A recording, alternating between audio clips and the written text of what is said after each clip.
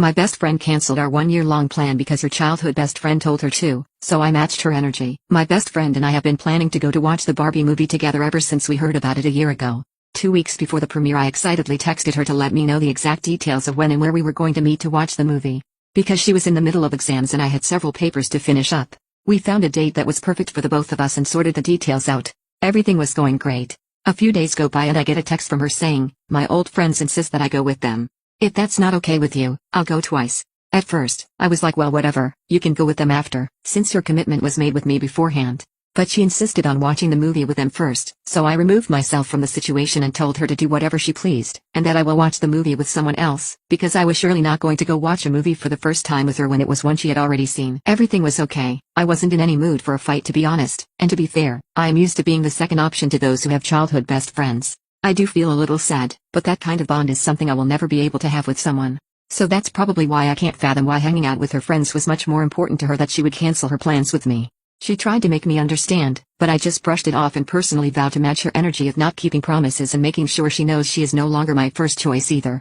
Fast forward 2 days later, she sends a message to our mutual group chat asking if we can spare some time for her before she flies away to her home country for a month.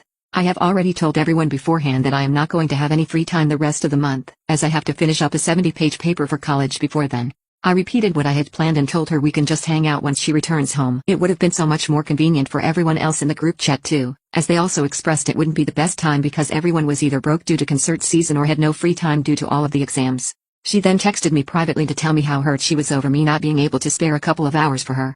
That was the final straw for me, so I snapped and angrily told her, I can only spare time for people who can appreciate it and that I also genuinely can't prioritize her over the paper that is going to be quite literally shaping my career. We had a heated discussion and she ended things off saying she would supposedly never put one best friend over the other, to which I replied that she already had days prior. Now she is not replying to any of my texts, and I am contemplating if this friendship is actually worth saving. I can't respect someone who thinks it's okay to cancel plans I created with her and expects me to understand her decision when she clearly does not care for my own feelings. I refused to take off from work to see our child's birth. Now my wife thinks I'm the problem in the relationship. My daughter is expected to be born sometime during this month, so I've been picking up extra work in order to have money for when the baby finally comes. Yesterday I came home and my wife asked me when I would be taking off from work so that I could be by her bedside. I told her that I couldn't because there was a big project coming up and that they really needed me. My boss is also married to the sister of my wife's best friend, and they've known each other for a very long time. When I got out of the shower, my wife came up to me and told me that she called up my boss and he told her that he was going to give me off as much time as I needed with pay. Then she says, "You told me that there was a project and that they needed you. But I was just told that you didn't even ask for any time off. In fact, you asked them to assign you for even more work." I got upset, for one, and I told her this when I was first officially offered the job, that I don't want her using her friendship with my boss to give me a bunch of special treatment. I hate that. And second, I think it's disrespectful that she just completely overruled my decision to work by going over my head. Instead of having a convo with me and having me call if I decided I wanted to take time off, she decided by herself that I was going to take time off and call the boss on my behalf. Imagine you decided to do something at work and your spouse calls your boss and tells them not to let you do it. Like seriously, how would you feel? She apologized about calling, but was still mad about why I never asked for time off. I explained to her that I wanted to work for extra money to have after the birth, and plus the baby wouldn't even remember me being there or not. She immediately burst into tears and said that she wanted me to be there, and I felt bad and said I would try to be there if I could. So, everything was fine this morning, until my wife said to me while I was getting ready for work, "You're still going to work?" "Yes," I said. And she asked, "What if our baby starts to come?" I said that her mom will be there and then I will try to rush over to the hospital as fast as I could. She said, "Fine, go. I don't even care anymore," with a disrespectful attitude. So I just left, and went to work. I just got a text from her mom saying shame on you. And my own mom saying, "I'm disappointed in you. I thought I raised you better than this. Why is everyone making such a big deal about me not being at her bedside? How many of you remember your parents being bedside? Nobody. It's literally impossible. I want to take time off after the baby is born so I could bond with her. Doesn't make sense to take off before then. Am I the jerk or is my wife not thinking straight?" I tried to be gentle with her because I know it's mostly her out-of-control hormones talking, but this is just getting ridiculous. I am not attending my twin's birthday party because I'm only invited as a guest. So me and my twin brother are super close and we hang out all the time. In a few days it's our 25th birthday and we share the same friend group, which is the same group of friends we have had since high school. He also has a close group of girlfriends which I've known for the past 5 years, so I definitely class them as closer friends to him, but we hang out all the time. We will call my twin brother Steve. I was added to a group chat called Steve's Surprise Birthday Dinner. It was organized by this one girl in the group, Amy, and it's very clear that I'm invited just as a guest. One of the groups said that it would also be nice to see me on my birthday as well, so I obviously just felt like a bit of an afterthought to them.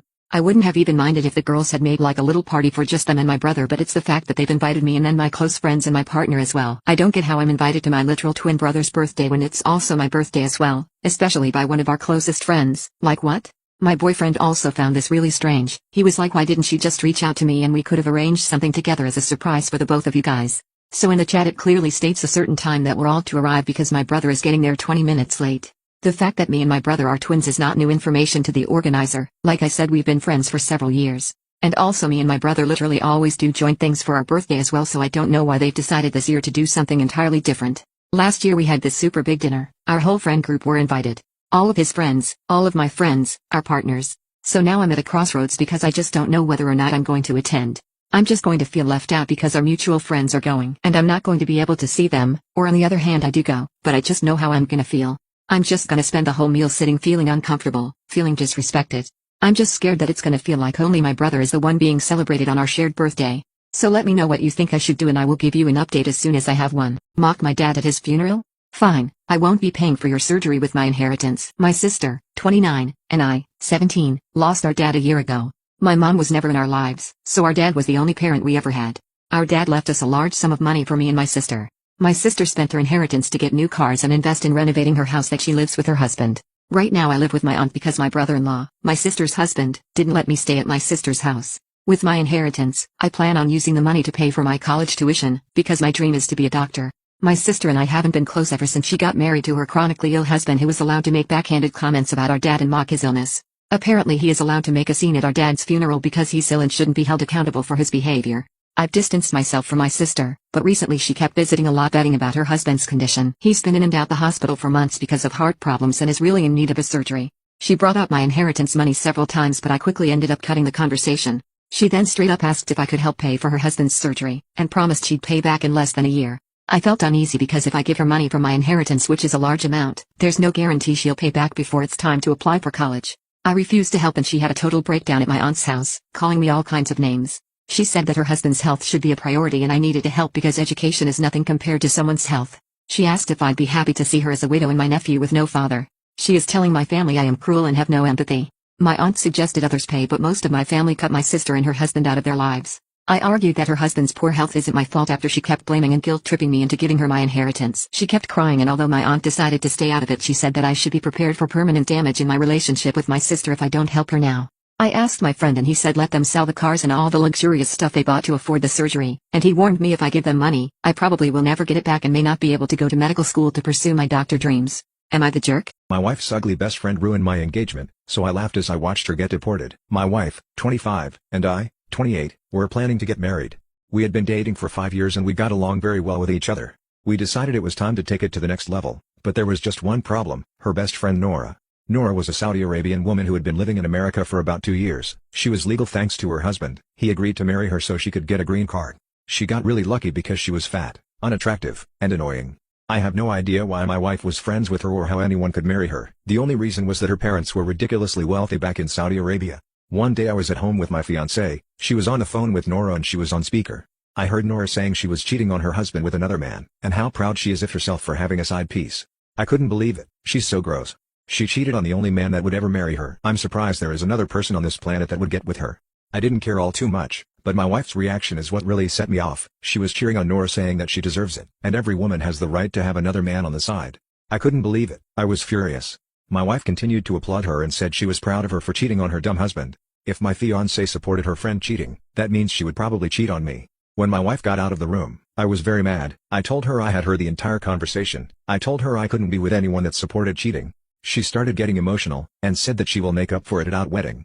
I laughed at her and said that the wedding was off, and she better go tell her family to return all the gifts. She tried to say that just because she supported Nora cheating, it didn't mean she would cheat. She said it was just her way of supporting her friend, but I had seen an ugly side of my fiancé and I won't ever forget it. But I wasn't done there. I called Nora's husband. When he picked up the phone, I fully exposed Nora and told him the conversation they had word for word. He was furious. He told me he knows the perfect thing to do. When Nora got home that day, he slammed divorce papers on the table. Nora started freaking out. She realized that her husband is the only reason why she is in the United States. Nora completely broke down. The INS took her away as soon as the divorce was final, and Nora was on her way to Saudi Arabia. Nora's husband sent me the Ring camera footage of her getting arrested. I couldn't stop laughing. Am I the jerk?